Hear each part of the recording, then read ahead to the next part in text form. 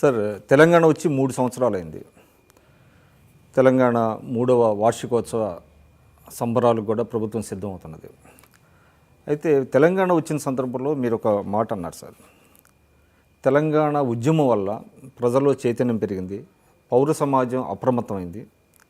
ఇక నుంచి పాలకులు ఏకపక్ష నిర్ణయాలు తీసుకునే అవకాశం ఎంత మాత్రం లేదు. ఒకవేళ అటువంటి తీసుకున్నప్పటికీ ప్రజలే వాళ్ళని ఆ విధంగా ఏకపక్ష నిర్ణయాలు తీసుకోకుండా తగిన విధంగా వాళ్ళని సక్రమ మార్గంలో తీసుకొస్తారని అన్నారు. అటువంటి పరిస్థితి ఇప్పుడు ఉన్నదంటారా? అంటే ఇప్పుడు మీరు మొన్న ధార్నా చౌక్ నిర్ణయాన్ని తీసుకుంటే ఎందుకు ప్రభుత్వము ఇందిరా పార్క్ దగ్గర ధార్నా చౌక్ను అక్కడి నుంచి మార్చవలసి వచ్చింది? అంటే అక్కడికి నుంచి మార్చడానికి తీసుకున్న నిర్ణయం ఏంటంటే ప్రతిఘటన పెరుగుతున్నది, అసంతృప్తికి ఇందిరా పార్క్ దగ్గర ఉన్న ధార్నా చౌక్ ఒక వ్యక్తీకరణలాగా మనకు చాలా కాలంగా అక్కడ 20-25 ఏళ్ళ నుంచి అక్కడ జరుగుతున్న సంఘటన మనం చూస్తున్నాం.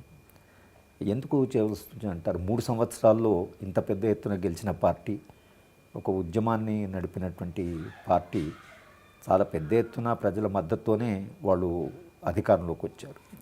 చంద్రశేఖరరావు గారు కానీ వాళ్ళ క్యాబినెట్లో ఉన్న వాళ్ళందరూ కూడా చాలా పాపులర్ లీడర్సే. నిజానికి ఈ 5 సంవత్సరాలు వాళ్ళకు చాలా శాంతియుతంగా సాఫీగా సాగిపోవాలి. కానీ ప్రభుత్వం ఎక్కడో తీసుకుంటున్న నిర్ణయాల నుండి, ప్రభుత్వం యొక్క పాలనా శైలి నుండి, లేదా ముఖ్యమంత్రి ప్రవర్తిస్తున్న పద్ధతి నుండి మొత్తంగా తెలంగాణ ప్రజలకు ఉండే చైతన్యము, ఆకాంక్షల మేరకు ఎక్కడో ఈ ప్రభుత్వానికి ప్రజల చైతన్యానికి మధ్యన అంతరం పెరుగుతున్నది. అంటే ప్రజల ఆకాంక్షల మేరకు, ఉద్యమ సందర్భంలో వచ్చినటువంటి ఆకాంక్షల మేరకు పాలన జరగడం లేదనేటువంటిది జరగకపోతే, అప్పుడు మేము అన్న మాట కూడా ఏంటంటే, మీరు ప్రజల ఆకాంక్షల మేరకు పని చేయకపోతే తెలంగాణలో ఉండే పౌర సమాజము చాలా సజీవమైన పౌర సమాజము, ఇక్కడ చాలా డెమోక్రటిక్ వాయిసెస్ ఉన్నాయి కనుక ప్రజలు ఊరుకోరు అనేటువంటి ఒక మాట మనము అన్నాం. అది నిజానికి తెలంగాణ వచ్చిన 5-6 నెలలకి తెలంగాణ డెమోక్రటిక్ ఫ్రంట్ మీటింగును బ్యాన్ చేశారు. బ్యాన్ చేస్తూనే దాని మీద చాలా పెద్ద ఎత్తున నిరసన వచ్చింది. తర్వాత anganwadi workers, electricity employees, RTC, 108 వీళ్ళందరూ కూడా ఉద్యమాలు చేయడం మొదలుపెట్టారు చాలా పెద్ద ఎత్తున.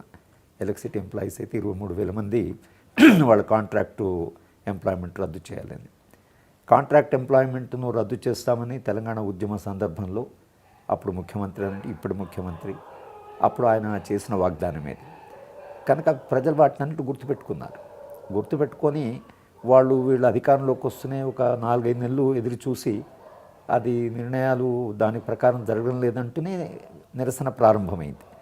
నిజానికి ఒక ఉద్యమం నుంచి వచ్చినటువంటి పార్టీ ఎన్నికలో గెలిచిన తర్వాత కనీసం 2 సంవత్సరాలైనా ఏ ఉద్యమాలు ఉండకూడదు. దానికి ఒక ప్రమాణం ఏంటంటే ఉద్యమాలు ఉండకూడదు. కానీ తెలంగాణ అలా కాదు, వీళ్ళు ఎదురు చూడడానికి కూడా సిద్ధంగా లేరు. ప్రభుత్వం ఎక్కడో తమ గురించి పట్టించుకోవడం లేదంటూనే అసంతృప్తి ప్రారంభమైంది, ఉద్యమాలు ప్రారంభమయ్యాయి. నేను దాని మీద వ్యాసాలు కూడా రాశాను. ఇంత త్వరగా ప్రజల్లో ఉండేటువంటి అసంతృప్తి బయటకు వస్తుందని.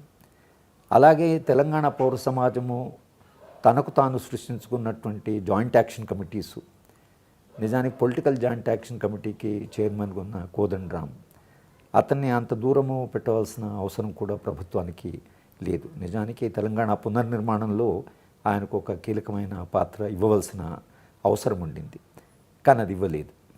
ఇవ్వకపోతే దాని నుంచి జరిగింది ఏమిటంటే మొత్తంగా పౌర సమాజము ఇదేమిటి అసలు ఇంత అన్యాయంగా దాదాపు కేసీఆర్ లాంటి పాత్రే నిర్వహించినటువంటి కోదండరామును పక్కకు పెట్టడం ఏంటి, లేదా మీలాంటి వాళ్ళని పక్కకు పెట్టడం అని సమాజం మనల్ని అడగడం మొదలుపెట్టాం.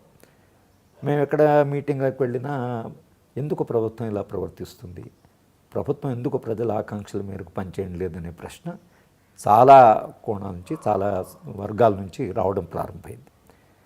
బహుశా ఇక్కడ ఉన్నంతమంది జర్నలిస్ట్ కానీ, వార్తాపత్రికలు కానీ, ప్రజాస్వామ్యవాదులు కానీ, ప్రొఫెసర్లు కానీ, భిన్న వర్గాల నుంచి మాట్లాడేవాళ్ళు నాకు తెలిసి మన దేశంలో ఏ ప్రాంతంలో కూడా ఇన్ని ప్రజాస్వామ్య గొంతులు లేవు.